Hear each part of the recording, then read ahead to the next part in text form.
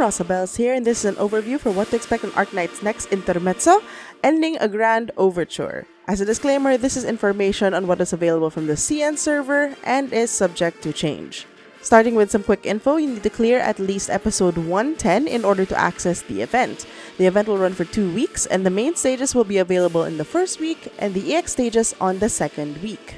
Let's start with the new units. There will be 3 new operators introduced with the event. We'll start with Catherine, who will be the free unit that we can get by completing the stages. She's an artificer, meaning she can use support devices in battle. Her first talent basically describes her support device, which allows an ally to be granted a barrier if they're not attacked for 5 seconds. The device doesn't stack, and the amount of barrier is dependent on Catherine's HP. Her first skill gives an attack and defense buff for units with a barrier from the devices. Her second skill makes her stop attacking, gives her an HP boost and a defense boost, and her devices give barrier without needing to wait for 5 seconds. Remember, the amount of barrier is dependent on her HP, so this will increase the amount of barrier the allied units get. Honestly, not a type of unit I would use, but she's free, so I mean... The other 2 units will be available in the Never Gilded banner. First, we have our new 5-star Bobbing, a ritualist specializing in burn. For his talent, when he attacks an enemy for the first time, that enemy takes a percentage of attack as burn damage for 5 seconds.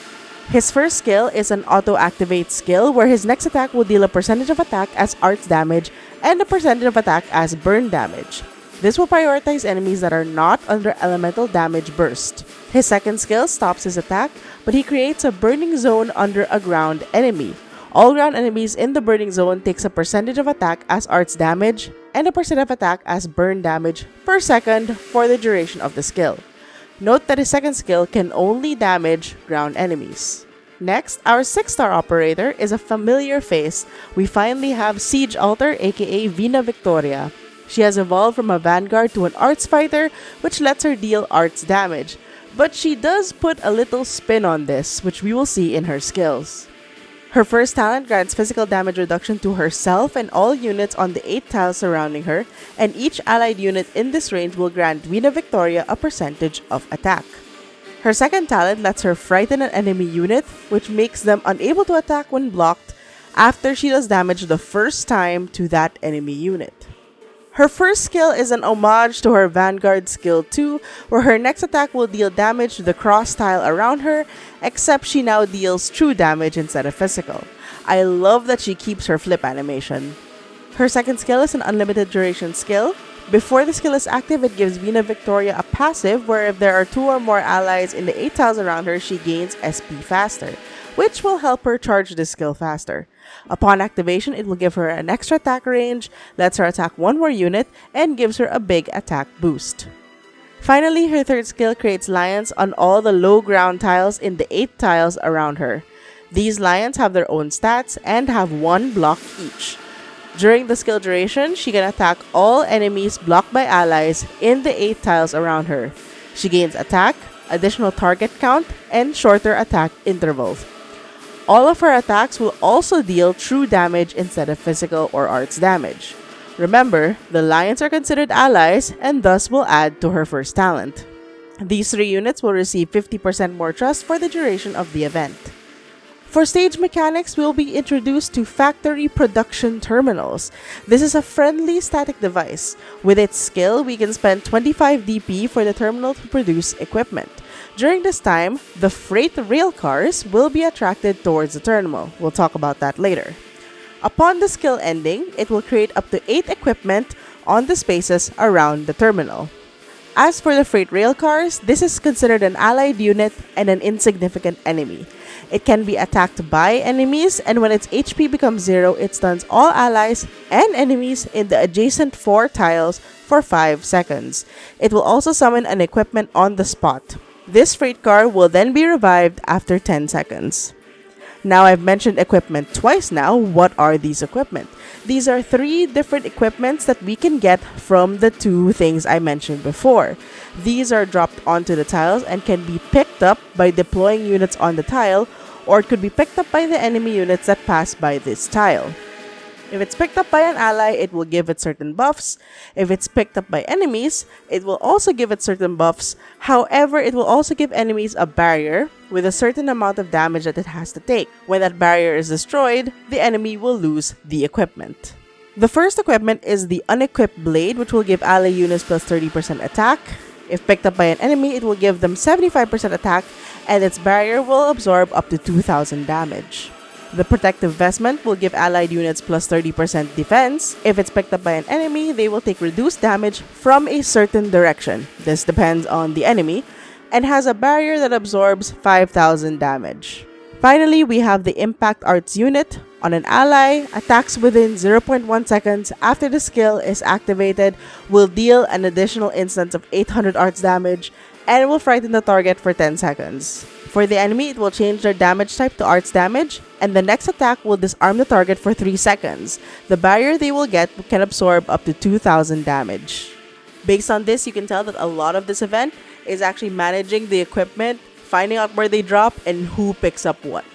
Now onto the rewards. You can get up to 27 OP from completing the stages, and the farmable items are Ori Rock Clusters, Coagulating Gels, and Semi-Synthetic Solvents. Completing stages will also give us Objection! No, seriously, that's apparently what it's called. It's called an Objection. This is the event currency to purchase items from the event shop. Some notable items in the event shop include Catherine tokens, headhunting permits, furniture, and for those who missed it in the old CC, Bagpipe's Queen Number 1 skin.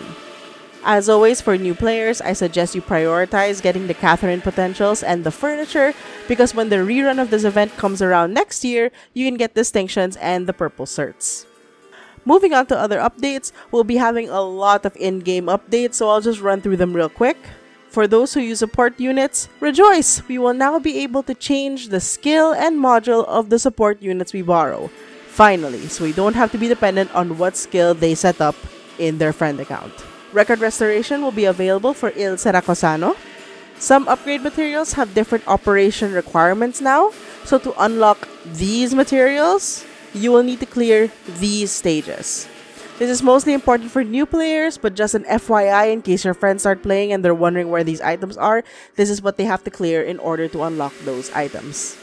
Moving on to operator updates, operator records and/or paradox simulations will be added for Absinthe, Baseline, Papyrus, and Stainless. Operator modules will be added for Bard supporters. This will give them a new trait where if there are at least 2 allies within their range, they will receive an attack increase. Leveling up the module will also enhance certain talents of the operators. For Civilite Eterna, who, by the way, has the cutest module art ever. Look at that! Isn't that adorable? Anyway, her level 3 module will let the particles that spin around her heal an ally immediately when it collides with them, making her a stronger healer. For Skadi the Corrupting Heart, or Sculptor, her level 3 module will make her summonable Seaborn friend last longer on the field and decreases its redeployment time. 2 operators will also be getting their second module. Horn will be receiving her Y module, which will boost her attack speed slightly. At level 3, this will give her extra attack and defense, and upon her resurrection, she will also get more attack speed and defense. Stainless will also be receiving his Y module, which will reduce the redeployment time for his support devices. At level 3, his support devices will give more attack speed to operators that are affected by them. Now on to store updates, we're going to be having 4 new skins alongside this event. This includes a live 2D skin for Degenbrecher, and a skin for Blaze, Baseline, and Popocata Des. We'll also be having a ton of rerun skins. These include a special live 2D skin for Passenger, OGW, and Linar, live 2D skins for Rosmontes, Spectre the Unchained, Neural the Radiant Knight, Skadi the Corrupting Heart, Lee, and Texas the Omertosa. There will also be skins for Fiametta, Dorothy, Ashlock, Kazemaru, Sora, Iris, Absinthe, Bagpipe, Whisperain, Quercus, Vigil, and Honeyberry. Phew! For those with spendable money, there will be 2 exclusive pull packs available, which will contain headhunting tickets that are on a discount, but you can only use it in the Never Gilded banner. Sad. There will also be the usual guard chip packs in case you weren't able to farm for those chips. And that's it for this update. Like before, I'm still recovering from my surgery, so whether I stream or not will depend on my pain levels, but you can subscribe to me or keep tabs on my community page to see if I'm streaming the event open or not. As for pulling, I am going to try to pull for Vita Victoria. I'm only going to pull for 1 6-star, honestly. And if it's not Vita Victoria, I'm going to just, salute. She is sadly going to be right before Lappland the Decadenza. So I don't know if a lot of people are going to be pulling for her. I'm going to try. But if I don't get her on the first 6-star, then I probably will skip her. Anyway, that's it for me. I'll see you guys next time. Bye!